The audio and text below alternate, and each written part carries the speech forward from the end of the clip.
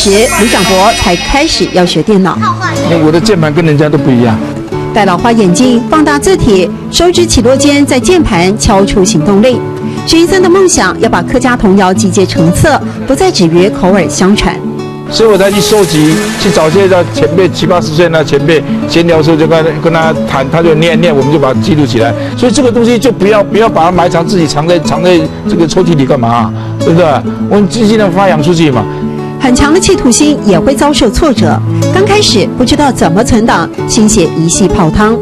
把电脑整个电脑消失掉，我看他靠在这边，又在那里面又把公八婆出来了，又把我的身体又再找回来了，这样子。念着客家童谣的嫩稚声音提醒他，任务尚未成功，阿公仍需努力。因为我推广客家文化的这个心血全部摆在电脑里头，你看，包括这文字图案都是我自己把它抓出来的，所以这个不错吧？不错吧？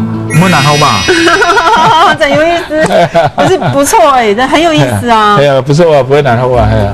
5年前，他出版了第一本客家古人言，让乡亲免费索取，效果在2岁小孙女的身上非常明显。他不扭嘞，不扭嘞，头疼嘞。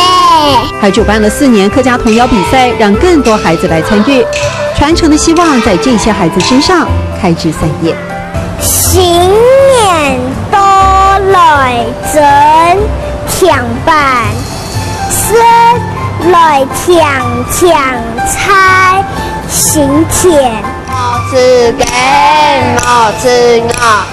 自己劳心劳力出版客家俚语童谣，这位有心的李长博说，他不会累，因为当有更多的小朋友会念会说，就是他最大的快乐。